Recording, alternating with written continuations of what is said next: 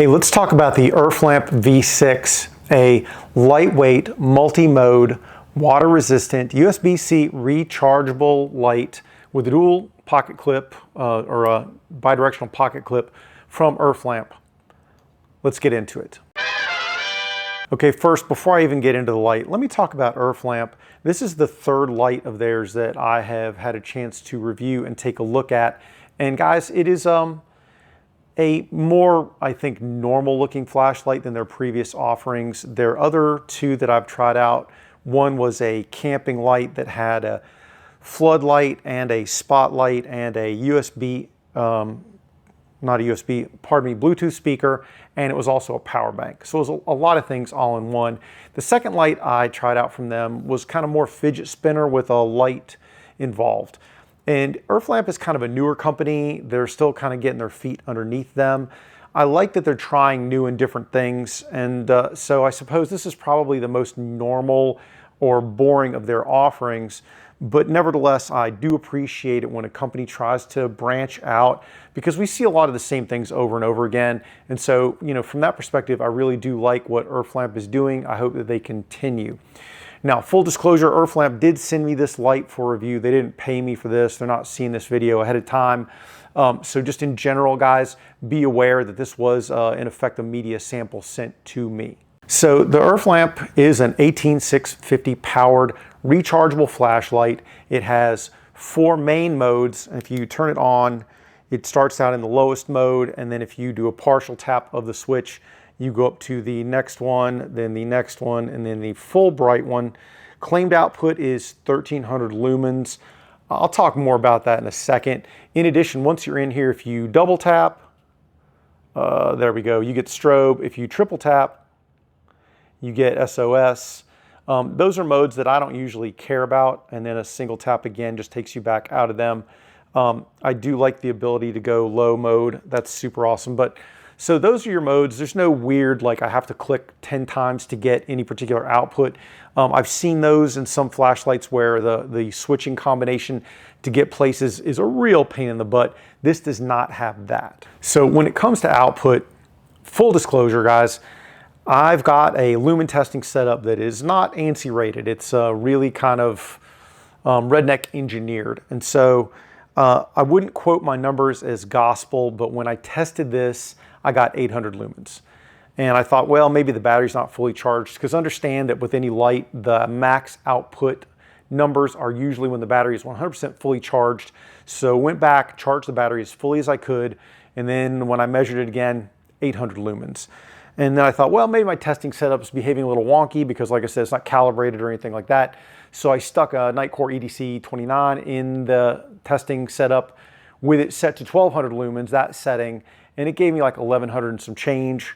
That was with a partial charge on that particular flashlight. If it was fully charged, it does indeed deliver the claimed numbers. So I'm pretty confident when I say that this light does indeed just put out 800 lumens. When I measured it for candela, it was 8,700 candela.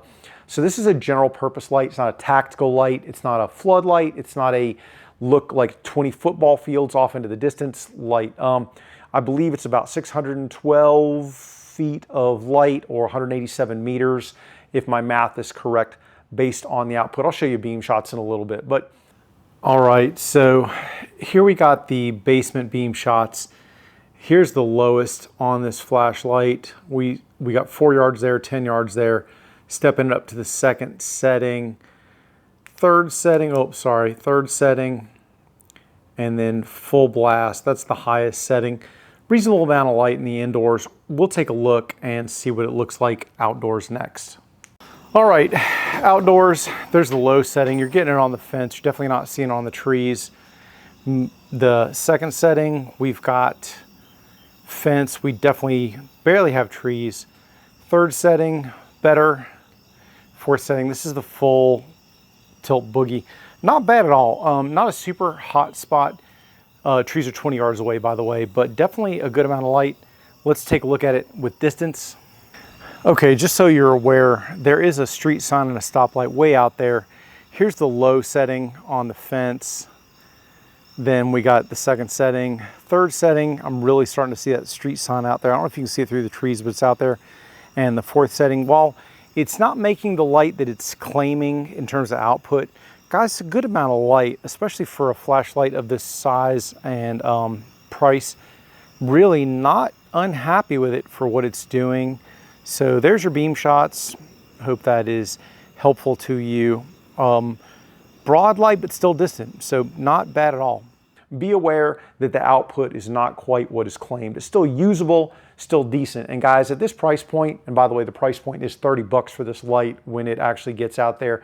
When I last checked, it wasn't in stock, but by the time I post this video, it will be in stock. Links will be in the description. 30 bucks. I can forgive a lot for 30 bucks. It's reasonably water resistant, reasonably durable, decent switching, lightweight, 4.6 ounces, fits in your pocket pretty nicely. With the bi-directional clip, you can clip it on a ball cap or in your pocket upside down or right side up, either one. One other quirk that I found is the little port that covers the USB-C recharging port. If you stuff this in your pocket, sometimes that little cover tends to come loose, so it's possible to get some dust in there. Be aware of that. But like I said, for its size, for its weight, it does come with a lanyard, and it's got little holes on the end guards if you want to put a lanyard on it. Spare O-rings. I did like the fact that the threads on the ends were fully anodized. That is a pretty nifty touch, and I don't see that on lower cost lights all the time, but urFlamp definitely did their homework in that regard. So overall, I'm not displeased with the light. I just wish that the output was a little higher and met claims. I understand that for newer companies that don't have that level of experience when it comes to their LED selection, their power chipset and everything, maybe that's a concern. But nevertheless, overall, I liked it pretty well. I think that's probably where I'd put it.